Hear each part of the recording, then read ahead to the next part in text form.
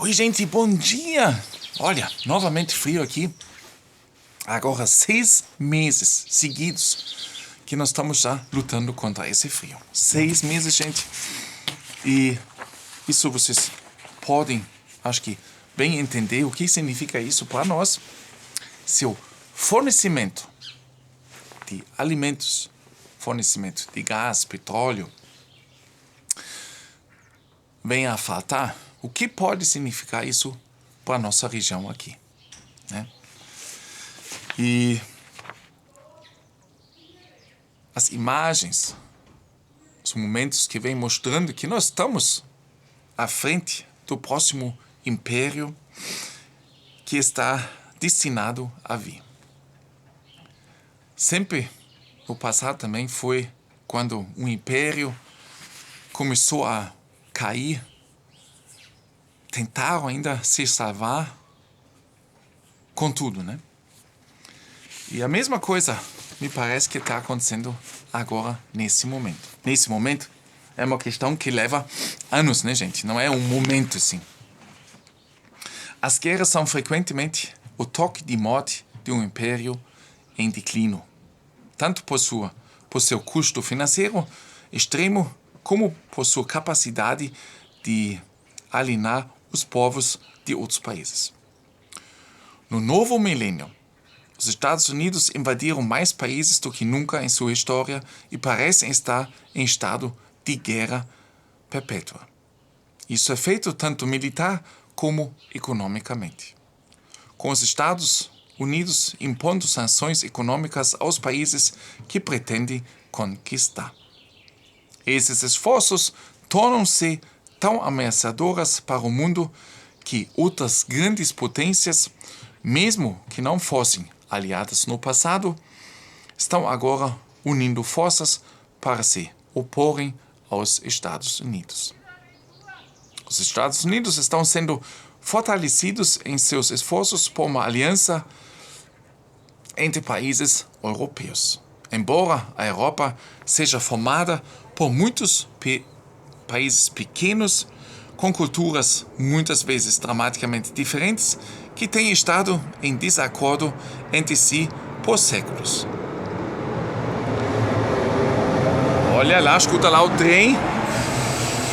Ó, sempre de novo aqui no meio dos vídeos, né? Fazendo com que o Caio pode respirar fundo. Trazendo essas notícias. Embora a Europa seja formada por muitos países pequenos com culturas muitas vezes dramaticamente diferentes, que têm estado em desacordo entre si por séculos, a União Europeia os empedrou em um Estado Unidos da Europa mal concebido. Embora a relativamente nova União Europeia já esteja claramente vacilando e à beira de se separar, seus líderes estão tentando desesperadamente manter a improvável aliança junto com a ajuda dos Estados Unidos. Desde a Conferência de Bretton Woods, em 1944, o dólar americano tem reinado supremo como a moeda padrão do mundo. Em 1944, os Estados Unidos detinham mais ouro do que qualquer outro país. Mas em 1971, os Estados Unidos abandonaram o padrão ouro e o dólar tem sido uma moeda fiduciária desde então. Os Estados Unidos têm abusado do dólar cada vez mais imprudentemente, muitas vezes às custas de outros países. A Rússia e a China resistiram à última rodada de medidas coercitivas dos Estados Unidos para manter o petrodólar com o maior acordo energético da história.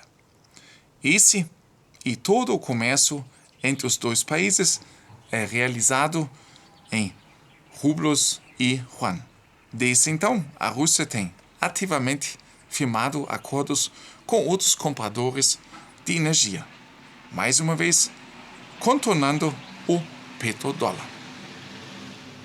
Com esses acordos, as potências asiáticas anunciaram, não oficialmente, o desaparecimento do petrodólar.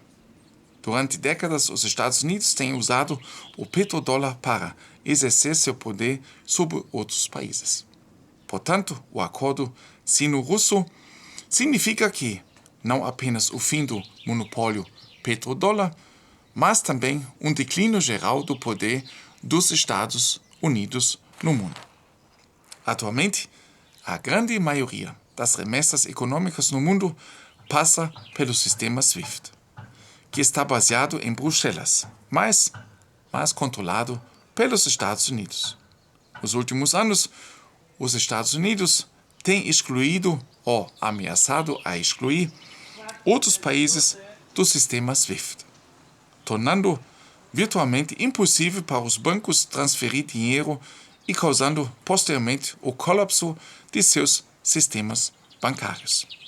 A Rússia respondendo, criando seu próprio sistema SWIFT. Se parceiros comerciais russos, como o Irã, forem excluídos do uso do sistema SWIFT de Bruxelas, ou mesmo ameaçados de exclusão, é bem provável que a Rússia estenda a eles o uso de seu sistema SWIFT. A criação de uma segunda SWIFT global eliminaria a ameaça SWIFT como uma arma econômica do saque de truques dos Estados Unidos.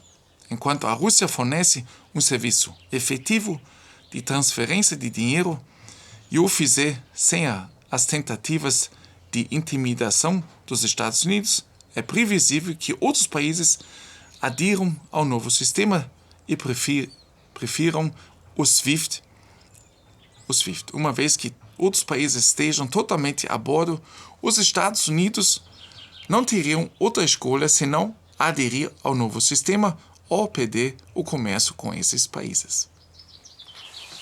Nas últimas décadas, a China e a Rússia aumentaram drasticamente seu poder econômico, reclamando regularmente que os seus lugares na mesa do FMI são irrealistamente baixos, dada sua importância para o comércio global. Em 2014, a China substituiu oficialmente os Estados Unidos como a maior economia do mundo, mas o FMI tem repetidamente procurado minimizar o lugar da China na mesa de negociações.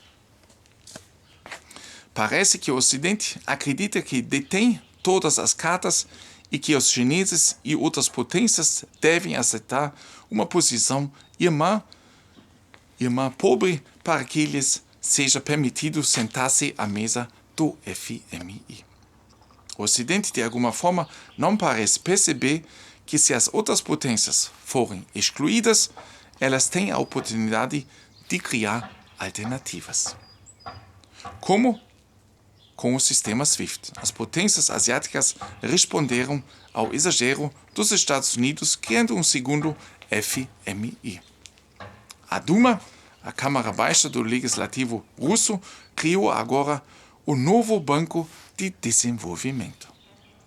Terá um pool de 100 bilhões de dólares a ser utilizado para os países BRICS. BRICS, acho que todos sabem, né? Brasil, Rússia, Índia, a chinesa e África do Sul. Seus 5 membros contribuirão igualmente para seu financiamento. A sede do banco será em Xangai. A Índia terá a primeira presidência rotativa de 5 anos e o primeiro presidente do Conselho de Governadores será do Brasil. O primeiro presidente do Conselho de Governadores será provavelmente o ministro das Finanças russo, Anton Siluanov. Portanto, ela realmente tem uma estrutura multinacional.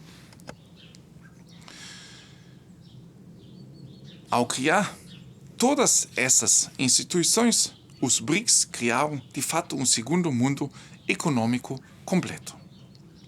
Nos últimos dias do Império Britânico, os britânicos pareciam estar sob a ilusão de que, mesmo que a base de poder estivesse desmoronando, poderiam de alguma forma manter o controle através de ameaças e explosões.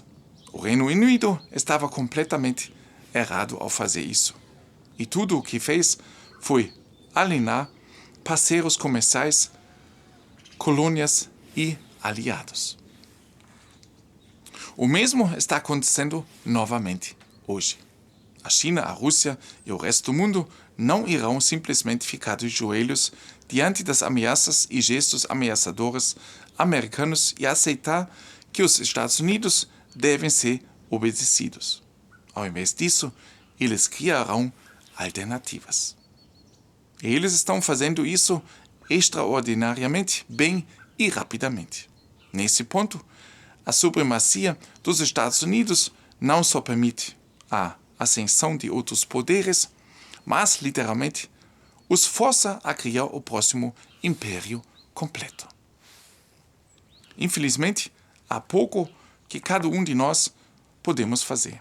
O melhor que você pode e deve fazer é manter-se informado para que possa se proteger e até mesmo, talvez, lucrar com essa situação. Novamente, um cenário semelhante se a gente volta à história, comparando as outras grandes impérios, e vocês sabem que uma hora todos eles quebraram e surgiu um modelo novo no mundo. E nós estamos à frente, ao meu ver também, que nós temos a mesma coisa acontecendo nesse momento. E o império ainda se agarrando, fazendo de tudo para tentar manter o primeiro lugar. Cada dia que passa se torna mais difícil. Cada dia que passa é mais ameaçadora. Gente, mesmo com essas notícias, desejo para vocês um ótimo dia. Até no próximo vídeo. Tchau.